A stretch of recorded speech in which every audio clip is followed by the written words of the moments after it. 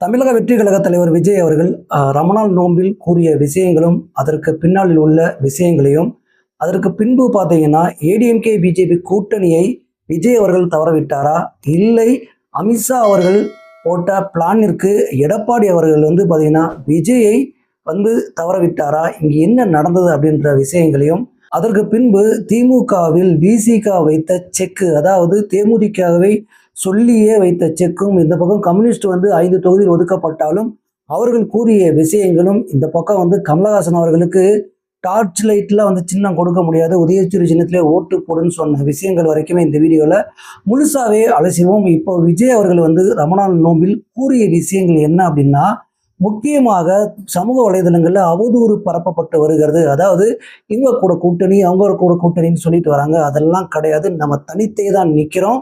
நான் ஆரம்பத்தில் கட்சி ஆரம்பித்ததும் முதலாக கூறிய கூட்டத்திலும் இதை தான் சொன்னேன், தற்போது இதுவரை தான் சொல்கிறேன். மக்களுக்கு நேரடியாக, அதாவது தான் முதல்வராக வேட்பாளராக விரும்பும் கூட்டணியை மட்டும் நான் விரும்பினே தவிர நான் யாரிடமும் கூட்டணி வைப்பதாக அதை நான் சொல்லவே இல்லை, பேசவே இல்லை. அவதூறை பரப்பி கொண்டிருக்கிறார்கள், இது நம்ப வேணாம்னு சொல்லிட்டாரு. ஆனால் ஒரு பக்கம் பிஜேபி கூட்டணிக்கு விஜயை அழைத்தது, விஜய் தரப்பிலும் பேசப்பட்டிருக்க விஷயமும் சமூக வலைதளத்தில் பரப்பப்பட்டது. அதில் நடந்தது என்ன அப்படின்றத பார்த்துடலாம். இங்க விஜய் அவர்கள் ஒரு கருத்தை நான் ரமணான் நோம்பில் சொல்லிட்டு போயிட்டாரு. ஏன்னு கேட்டீங்கன்னா, பிஜேபி ஏடிஎம்கே கூட்டணியில இறுதி முடிவு இல்லைன்னு ஆனதுக்கப்புறம் ரமணான் நோம்பில் விஜய் அவர்கள் தெளிவாக ஒரு முடிவை சொல்லிட்டாரு. இப்போ 4 முனை போட்டி அப்படின்றது உறுதி செய்யப்பட்டது. ஆனால் இதற்கு பின்னாடி ஒரு விஷயம் நடந்தது.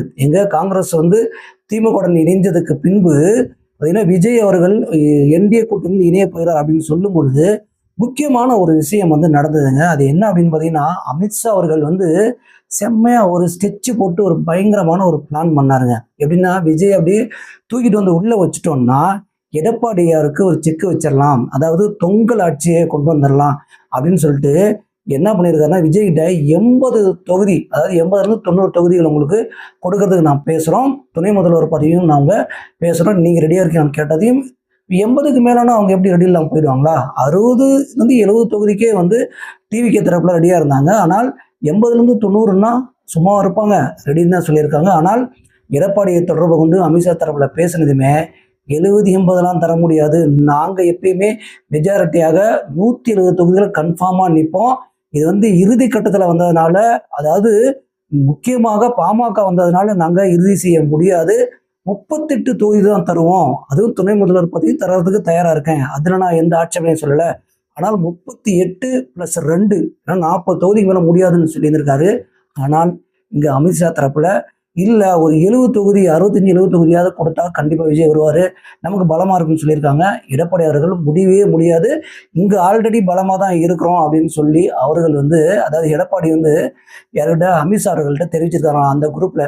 அப்போது ஆடி போன பிஜேபி அவங்க ஸ்கெட்சு போட்டது பார்த்திங்கன்னா நடக்காமல் போயிடுச்சு. இங்கே விஜய் தரப்பில் பார்த்திங்கன்னா 40 தொகுதிக்கு மேலாம், அதாவது 40 தொகுதிலாம் வேலைக்கு ஆகுது, பார்த்திங்கன்னா 60 தொகுதிக்கு மேலே வேணும், அப்படி இருந்தால் நாங்கள் வருவோம் அப்படின்னு சொல்லியிருக்காங்க. ஆனால் எடப்பாடி அவர்கள் கூட்டணி இனிமேல் யாரும் வர வேண்டாம், அங்கே பலமாக இருக்கிறது. அதற்கு காரணம் என்னன்னா, டிஎம்கே மேலே மக்கள்லாம் பார்த்தீங்கன்னா அதிருப்தியில் இருக்காங்க. இப்பயே நாங்கள் வெற்றி பெற்றுட்டோம், கண்டிப்பாக 200 தொகுதி கிட்ட ஏடிஎம்கே ஜெயிக்கும், அதில் நான் தைரியமாக இருக்கேன் அப்படின்னு சொல்லிட்டு தைரியமாக இருக்கிறாராம். அதனால பார்த்தீங்கன்னா இந்த கூட்டணி முடிவு முறிவு ஏற்பட்டது காரணம் இதுதான் அப்படின்னு சொல்றாங்க. நல்லா யோசிச்சு பாருங்களேன், ஒழுங்கா பேசியிருந்தா பிஜேபி ஒரு 50-55 தொகுதிகளை பேசிட்டு, பிஜேபி அவங்க நாங்கள் தொகுதியை குறைச்சிக்கிறோம், ஒரு 20 தொகுதிகளை வச்சுக்கிறோம், இல்லை 15, இல்லை தனித்தே போட்டிடுறோம், வெளியிலேருந்து உங்களுக்கு ஆதரவு கொடுக்குறோன்னு சொல்லியிருந்தா நேரம் விஜய் அவர்கள் உள்ள இருந்திருப்பாரா? இங்கே பார்த்தீங்கன்னா குழப்பத்தை உண்டு பண்ணது யாரு? இங்கே திருப்பியும் பிஜேபி தான். எடப்பாடியார் அவர்கள் உண்மையிலுமே தெளிவாக இருக்காருங்க.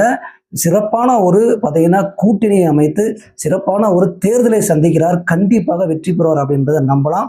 இந்த ஒரு பக்கம் தமிழக வெற்றி கழகம் இன்னும் கொஞ்சம் விஜய் அவர்கள் யோசிச்சு ஒரு முடிவு எடுத்திருந்தால் கண்டிப்பாக அவர் 40-50 தொகுதி வரைக்கும் எடப்பாடி அவர்கள்ட்ட பேசினா கண்டிப்பாக கொடுக்கறது வாய்ப்பு இருந்திருக்கிறது. 50 தொகுதியுமே ஜெயிச்சிருக்கலாங்க ஏடிஎம்கேயோட போயிருந்தா. இப்பயும் அவர் மெஜாரிட்டி இருக்கு, நம்ம இல்லைன்னு சொல்லலை. ஆனால் கூட்டணி வைத்த பின்பு அவர் மெஜாரிட்டியை இவரே தெரிந்து கொண்டு 2031 தேர்தலை சந்திக்கும் போது தனித்தா நிற்கும் போது பார்த்தீங்கன்னா அவர் முதல்வர் நாற்காலியில் உட்காதுறதுக்கு பார்த்தீங்கன்னா இந்த எலெக்ஷனை வந்து அவர் பயன்படுத்தியிருக்கலாம். ஆனால் அதை விட்டுட்டார் அப்படின்னே சொல்லலாம். இருந்தாலுமே பின்புலத்தில் நடந்தது இதுதான். கூட்டணி பேச்சுவார்த்தை 100% இல்லை 200% நடந்தது. ஆனால் இங்க அமித்ஷா அவர்கள் போட்ட வலைக்குள்ள எடப்பாடி அவர்கள் விழல.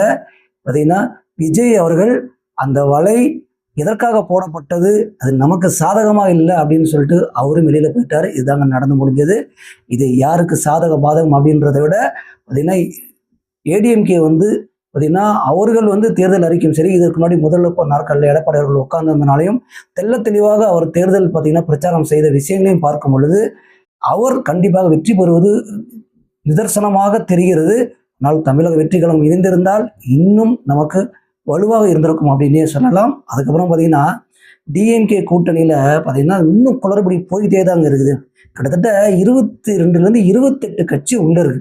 எல்லாம் பார்த்தீங்கன்னா ஜாதி கட்சி தான் வச்சுங்களேன். ஏன்னா ஜாதி கட்சியை உள்ள இழுத்து ஜாதி ஓட்டை எப்படியாவது கொண்டு வந்துடலான்னு ஒரு பக்கம் வந்து பார்த்தீங்கன்னா டிஎம்கே பிளான் போட்டிருக்கு. இன்னொரு பக்கம் எப்படின்னு பார்த்தீங்கன்னா மதம் சார்ந்த கட்சியில உள்ள வச்சிருக்காங்க. அதை சார்ந்தும் பார்த்தீங்கன்னா கூட்டணி பேச்சுவார்த்தை நடந்து முடிஞ்சிருக்குது. இதுல இருப்பறியில போயிட்டே இருந்தது. கடைசியில பார்த்தீங்கன்னா கம்யூனிஸ்டும் விசிகாவும் பார்த்தீங்கன்னா அப்படியே தொங்கல் இருந்துச்சுன்னு வச்சுங்களேன்.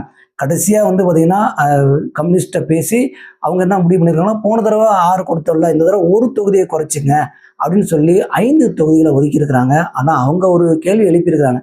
அதாவது எங்களுக்கு நீங்கள் 5 தொகுதியை கொடுத்துட்டீங்க, தேமுதிகவுக்கு இத்தனை தொகுதி ஒதுக்குறீங்க அப்படின்னு கேட்கும் பொழுது அதை விடுங்க பார்த்துக்கலாம் அப்படின்ற மாதிரி சொல்லியிருக்காங்க.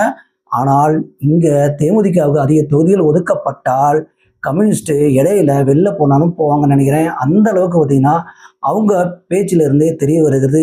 இந்த பக்கம் விசிகா தரப்பில் வந்து பார்த்தீங்கன்னா திருமாவளவன் அவர்கள் முடிவு செய்த விஷயத்துல ரொம்ப தெளிவாக இருக்காரு. அதாவது 2 டிஜிட்டல்ல வந்து எங்களுக்கு, அதாவது 10லேருந்து 11 தொகுதிக்கு மேலே எங்களுக்கு வேணும்னு சொல்லிட்டு அவர் புடிவாதமாக ஆரம்பத்திலேருந்தே இருக்காரு.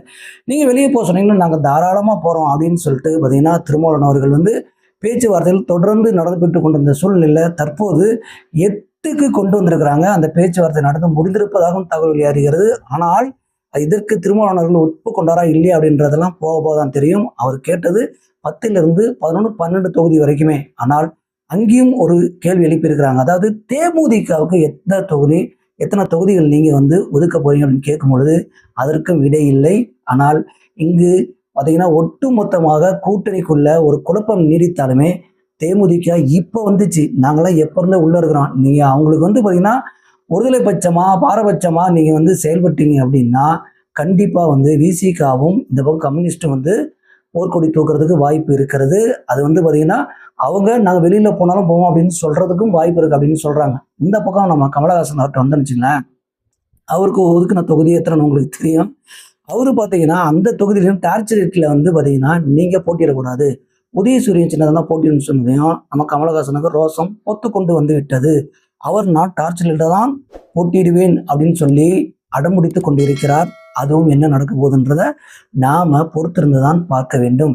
இந்த பக்கம் வந்து பார்த்தீங்கன்னா ராமதாஸ் ஐயா அவர்கள் வந்து ஏன்னா இந்த கட்சியிலாம் கூட்டணி வைக்க போறோம், அந்த கட்சியில கூட்டணி வைக்க போறோம்னு சொல்லி கடைசியாக சசிகலா கூட போய் இணைய போகிறார் என்பதுதான் வந்த தகவல். இறுதியாக வந்த தகவல் இதுதான் வச்சுங்க.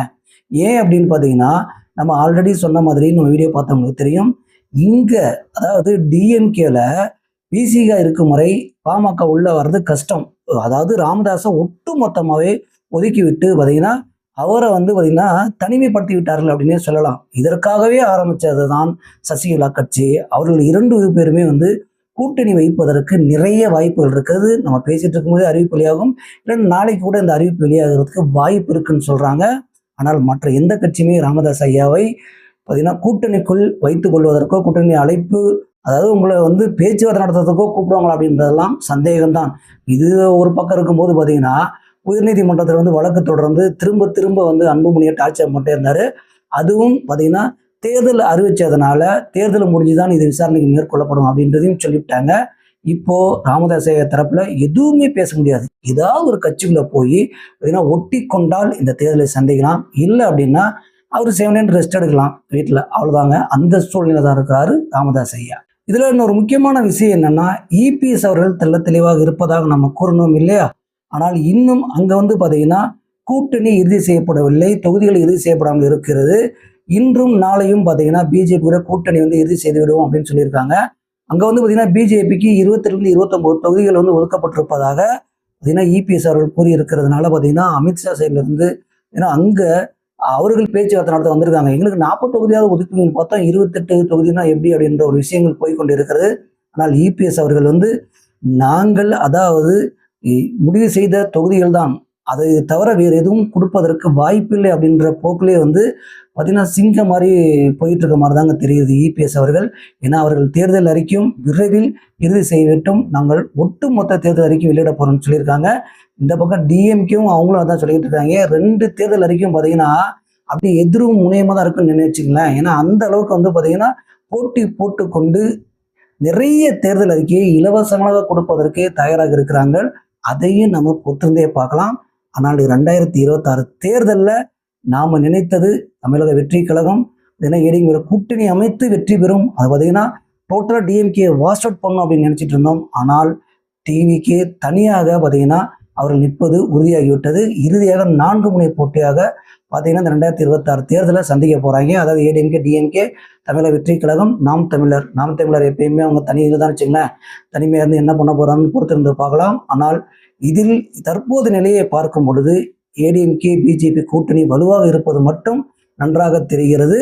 இதில் ஏடிஎம்கே ஒருவேளை ஜெயிச்சிட்டா விஜய் அவர்கள் தனியாக இருந்து ஆதரவு தருவாரான்றதையும் நம்ம வெயிட் பண்ணி பார்ப்போம். இந்த மாதிரி தமிழ்நாட்டின் உலகத்தில் நடக்கும் அனைத்து விஷயங்களும் தொடர்ந்து அலசுவோம், தொடர்ந்து பேசுவோம். தொடர்ந்து தமிழ் தேசிய குரல் இருந்திருங்கள். தமிழ் தேசிய குரல் மகேஷின் அன்பு வணக்கம்.